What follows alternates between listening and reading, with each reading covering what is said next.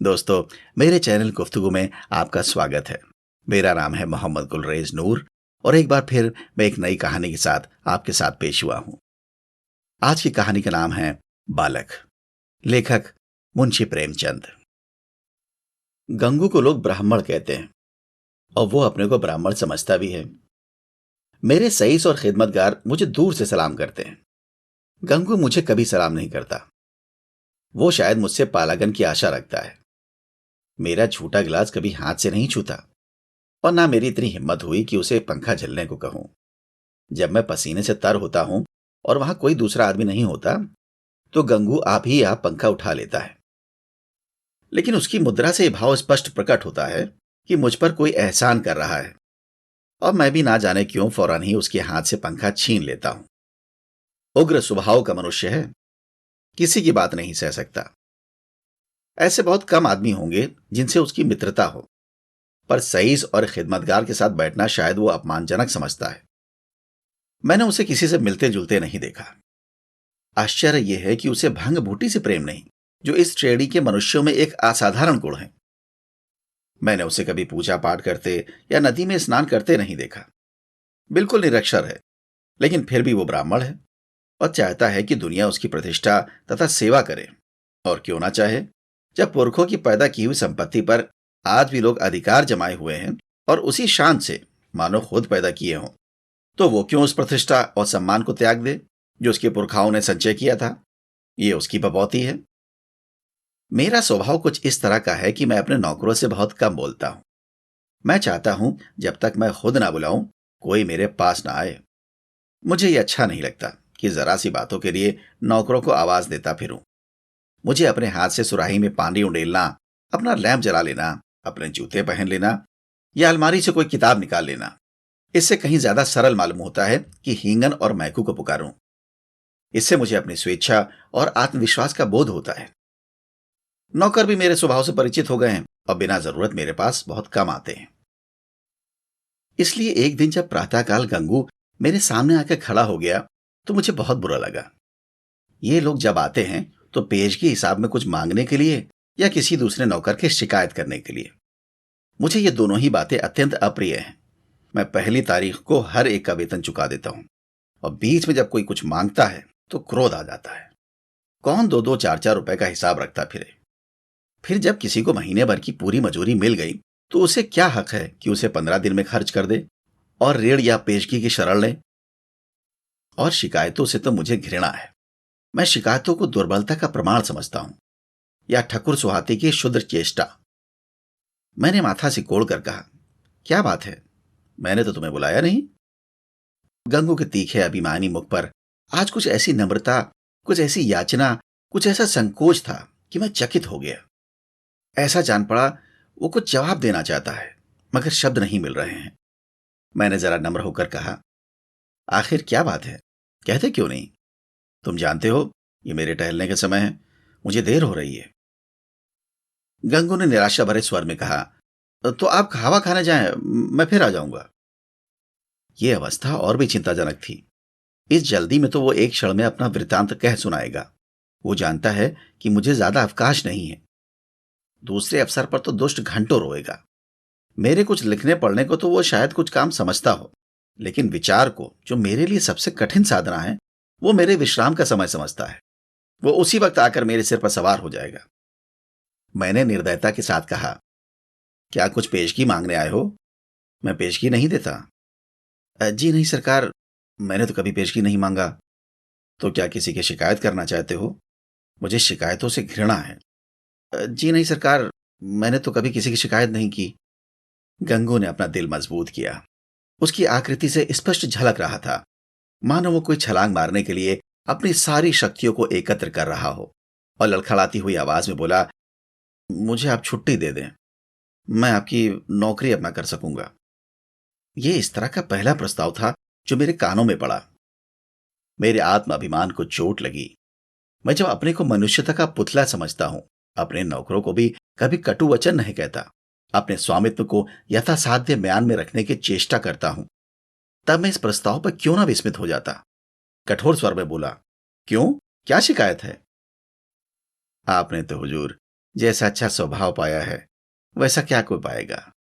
लेकिन बात ऐसी आन पड़ी है कि अब मैं आपके यहां नहीं रह सकता। ऐसा ना हो कि पीछे से कोई बात हो जाए तो आपकी बदनामी हो। तो मैं नहीं चाहता कि मेरी वजह से आपकी आबरू में बट्टा लगे। मेरे दिल में उलझन पैदा हुई। जिज्ञासा की अग्नि प्रचंड हो गई। आत्मसमर्पण के भाव से बरामदे में पड़ी हुई कुर्सी पर बैठकर बोला, तुम तो पहेलियां बुझा रहे हो। साफ साफ क्यों नहीं कहते, क्या मामला है? गंगू ने बड़ी नम्रता से कहा, बात यह है कि वो स्त्री जो अभी विधवा आश्रम से निकाल दी गई है, वो गोमती देवी। वो चुप हो गया।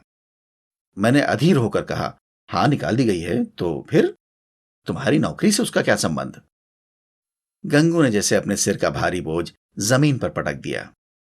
मैं उससे ब्याह करना चाहता हूं बाबूजी। मैं विस्मय से उसका मुंह ताकने लगा। ये पुराने विचारों का पूंगा ब्राह्मण, जिसे नई सभ्यता की हवा तक न लगी, उस कुल्टा से विवाह करने जा रहा है जिसे कोई भला आदमी अपने घर में कदम भी ना रखने देगा। गोमती ने मोहल्ले के शांत वातावरण में थोड़ी सी हलचल पैदा कर दी। कई साल पहले वह विधवा आश्रम में आई थी। 3 बार आश्रम के कर्मचारियों ने उसका विवाह करा दिया था, पर हर बार वो महीने 15 दिन के बाद भाग आई। यहां तक कि आश्रम के मंत्री ने अब की बार उसे आश्रम से निकाल दिया था। तब से वो इसी मोहल्ले में एक कोठरी लेकर रहती थी और सारे मोहल्ले के शोहदों के लिए मनोरंजन का केंद्र बनी हुई थी। मुझे गंगू की सरलता पर क्रोध भी आया और दया भी। इस गधे को सारी दुनिया में कोई स्त्री ही ना मिलती थी जो इससे ब्याह करने जा रहा है। जब वो 3 बार पतियों के पास से भाग आई तो इसके पास कितने दिन रहेगी? कोई गांठ का पूरा आदमी होता तो एक बात भी थी, शायद साल 6 महीने टिक जाती। ये तो निबट आंख का अंधा है। 1 सप्ताह भी तो निभाना होगा। मैंने चेतावनी के भाव से पूछा, तुम्हें इस स्त्री की जीवन कथा मालूम है? गंगू ने आंखों देखी बात की तरह कहा, सब झूठ है सरकार। लोगों ने हक नाहक उसको बदनाम कर दिया है। क्या कहते हो? वो 3 बार अपने पतियों के पास से नहीं भाग आई। उन लोगों ने उसे निकाल दिया तो क्या करती? कैसे बुद्धू आदमी हो। कोई इतनी दूर से आके विवाह करके ले जाता है, हजारों रुपए खर्च करता है, इसलिए कि औरत को निकाल दे। गंगू ने भावुकता से कहा, जहां प्रेम नहीं हुजूर, वहां कोई स्त्री नहीं रहती। स्त्री केवल रोटी कपड़ा ही नहीं चाहती, कुछ प्रेम भी तो चाहती है। वो लोग समझते होंगे कि हमने एक विधवा से विवाह करके उसके ऊपर कोई बहुत बड़ा एहसान कर दिया। चाहते होंगे कि तन मन से वो उनकी हो जाए, लेकिन दूसरे को अपना बनाने के लिए पहले आप उसका बन जाना पड़ता है हुजूर। ये बात है। फिर उसे एक बीमारी भी है, उसे कोई भूत लगा हुआ है। वो कभी कभी बकबक करने लगती है और बेहोश हो जाती है। और तुम ऐसी स्त्री से विवाह करोगे? मैंने संदिग्ध भाव से हिलाकर कहा, समझ लो जीवन कड़वा हो जाएगा। गंगू ने शहीदों के से आवेश से कहा, मैं तो समझता हूं मेरी जिंदगी बन जाएगी बाबूजी, आगे भगवान की मर्जी। मैंने जोर देकर पूछा, तो तुमने तय कर लिया है? हाँ हुजूर। तो मैं तुम्हारा इस्तीफा मंजूर करता हूं। मैं निरर्थक रूढ़ियों और व्यर्थ के बंधनों का दास नहीं हूं, लेकिन जो आदमी एक दुष्टा से विवाह करे उसे अपने यहां रखना वास्तव में जटिल समस्या थी। आए दिन टंटे बखेड़े होंगे, नई नई उलझने पैदा होंगी। कभी पुलिस दौड़कर लेकर आएगी, कभी मुकदमे खड़े होंगे। संभव है चोरी की वारदातें भी हों। इस दलदल से दूर रहना ही अच्छा। गंगू क्षुधा पीड़ित प्राणी की भांति रोटी का टुकड़ा देकर उसकी ओर लपक रहा है। रोटी झूठी है, सूखी हुई है, खाने योग्य नहीं है, इसकी उसे परवाह नहीं। उसको विचार बुद्धि से काम लेना कठिन था। मैंने उसे पृथक कर देने में ही अपनी कुशल समझी। 5 महीने गुजर गए। गंगू ने गोमती से विवाह कर लिया था और उसी मोहल्ले में एक खपरेल का मकान लेकर रहता था। अब वो चाट का खोचा लगाकर गुजर बसर करता था। मुझे जब कभी बाजार में मिल जाता तो मैं उसका क्षेम कुशल पूछता। मुझे उसके जीवन से विशेष अनुराग हो गया था। यह एक सामाजिक प्रश्न की परीक्षा थी, सामाजिक ही नहीं मनोवैज्ञानिक भी। मैं देखना चाहता था इसका परिणाम क्या होता है। मैं गंगू को सदैव प्रसन्न मुख देखता। समृद्धि और निश्चिंता के मुख पर जो एक तेज और स्वभाव में जो एक आत्मसम्मान पैदा हो जाता है, वो मुझे यहां प्रत्यक्ष दिखाई देता था। रुपए 20 आने की रोज बिक्री हो जाती थी। इसमें लागत निकालकर 8-10 आने बच जाते थे। यही उसकी जीविका थी। किंतु इसमें किसी देवता का वरदान था क्योंकि इस वर्ग के मनुष्य में जो निर्लजता और विपन्नता पाई जाती है, इसका वहां चिन्ह तक न था। उसके मुख पर आत्मविकास और आनंद की झलक थी, जो चित्त की शांति से ही आ सकती है। एक दिन मैंने सुना कि गोमती गंगू के घर से भाग गई है। कह नहीं सकता क्यों। मुझे इस खबर से एक विचित्र आनंद हुआ। मुझे गंगू के संतुष्ट और सुखी जीवन पर एक प्रकार की ईर्ष्या होती थी। मैं उसके विषय में किसी अनिष्ट की, किसी घातक अनर्थ की, किसी लज्जास्पद घटना की प्रतीक्षा करता था। इस खबर से ईर्ष्या को सांत्वना मिली। आखिर वही बात हुई जिसका मुझे विश्वास था। आखिर बच्चा को अपनी अदूरदर्शिता का दंड भोगना पड़ा। अब देखें बच्चा कैसे मुंह दिखाता है। अब आंखें खुलेंगी और मालूम होगा कि लोग जो उन्हें इस विवाह से रोक रहे थे, उनके कैसे शुभचिंतक थे। उस वक्त तो ऐसा मालूम होता था मानो आपको कोई दुर्लभ पदार्थ मिला जा रहा हो, मानो मुक्ति का द्वार खुल गया है। लोगों ने कितना कहा कि अब यह स्त्री विश्वास के योग्य नहीं, कितनों को दगा दे चुकी है, तुम्हारे साथ भी दगा करेगी, लेकिन इन कानों पर जूं तक ना रहेंगी। अब मिले तो जरा उनके मिजाज पूछूं। कहूं क्यों महाराज, देवी जी का ये वरदान पाकर प्रसन्न हुए या नहीं? तुम तो कहते थे कि वो ऐसी है और वैसी है। लोग उस पर केवल दुर्भावना के कारण दोष आरोपित करते हैं। अब बतलाओ किसकी भूल थी? उस दिन संयोगवश गंगू से बाजार में भेंट हो गई। घबराया हुआ था, बदहवास था, बिल्कुल खोया हुआ। मुझे देखते ही उसकी आंखों में आंसू भर आए। लज्जा से नहीं, व्यथा से। मेरे पास आकर बोला, बाबूजी, गोमती ने मेरे साथ विश्वासघात किया। मैंने कुटिल आनंद से लेकिन कृत्रिम सहानुभूति दिखाकर कहा, तुमसे तो मैंने पहले ही कहा था, लेकिन तुम माना ही नहीं। अब सब्र करो, इसके सिवा और क्या उपाय है? रुपए पैसे ले गई या कुछ छोड़ गई? गंगू ने छाती पर हाथ रखा। ऐसा जान पड़ा मानो मेरे इस प्रश्न ने उसके हृदय को विदीर्ण कर दिया। अरे बाबूजी, ऐसा ना कहिए। उसने ढेले की भी चीज नहीं छुई। अपना जो कुछ था वो भी छोड़ गई। ना जाने मुझ में क्या बुराई देखी। मैं उसके योग्य ना था, और क्या कहूं। वो पढ़ी लिखी थी, मैं करिया अक्षर भैंस बराबर। मेरे साथ इतने दिन रही, यही बहुत था। कुछ दिन और उसके साथ रह जाता तो आदमी बन जाता। उसका आपसे कहां तक बखान करूं हुजूर। औरों के लिए चाहे वो कुछ रही हो, मेरे लिए तो वो किसी देवता का आशीर्वाद थी। ना जाने मुझसे ऐसी क्या खता हो गई, मगर कसम ले लीजिए जो उसके मुख पर मैल तक आया हो। मेरी औकाती क्या है बाबूजी, 10-12 आने का मजूर हूं, पर इसी में उसके हाथों में इतनी बरकत थी कि कभी कमी नहीं पड़ी। मुझे इन शब्दों से घोर निराशा हुई। मैंने समझा था वो उसकी बेवफाई की कथा कहेगा और मैं उसकी अंधभक्ति पर कुछ सहानुभूति प्रकट करूंगा, मगर उस मूर्ख की आंखें अब तक नहीं खुली। अब भी उसी के मंत्र पढ़ रहा है। अवश्य ही इसका चित्त कुछ अव्यवस्थित है। मैंने कुटिल परिहास आरंभ किया, तो तुम्हारे घर से कुछ नहीं ले गई? कुछ भी नहीं बाबूजी, ठेले की भी चीज नहीं। और तुमसे प्रेम भी बहुत करती थी। आपसे क्या कहूं बाबूजी, वो प्रेम तो मरते दम तक याद रहेगा। फिर भी तुम्हें छोड़कर चली गई, यही तो आश्चर्य है बाबूजी। त्रिया चरित्र का नाम कभी सुना है? अरे बाबूजी, ऐसा ना कहिए। मेरी गर्दन पर कोई छुरी रख दे तो भी मैं उसका यश ही गाऊंगा। तो फिर ढूंढ निकालो। हाँ मालिक, जब तक उसे ढूंढ न लाऊंगा मुझे चैन ना आएगा। मुझे इतना तो मालूम हो जाए कि वो कहां है, फिर तो मैं उसे ले ही आऊंगा। और बाबूजी, मेरा दिल कहता है कि वो जरूर आएगी। देख लीजिएगा, वो मुझसे रूठ कर नहीं गई, लेकिन दिल नहीं मानता। जाता हूं, महीने 2 महीने जंगल पहाड़ की धूल छानूंगा। जीता रहा तो फिर आपके दर्शन करूंगा। यह कहकर वो उन्माद की दशा में एक तरफ चल दिया। इसके बाद मुझे एक जरूरत से नैनीताल जाना पड़ा। सैर करने के लिए नहीं। 1 महीने के बाद लौटा और अभी कपड़े भी ना उतारने पाया था कि देखता हूं कि गंगू एक नवजात शिशु को गोद में लिए खड़ा है। शायद कृष्ण को पाकर नंद भी इतना पुलकित ना हुए होंगे।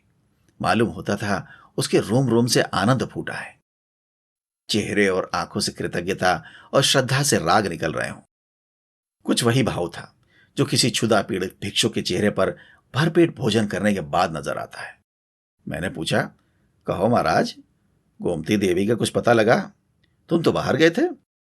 गंगू ने आपे में ना समाते हुए जवाब दिया, हां बाबूजी, आपके आशीर्वाद से ढूंढ लाया। लखनऊ के जनाने अस्पताल में मिली। यहां एक सहेली से कह गई थी कि अगर वो बहुत घबराए तो बतला देना। मैं सुनते ही लखनऊ भागा और उसे घसीट लाया।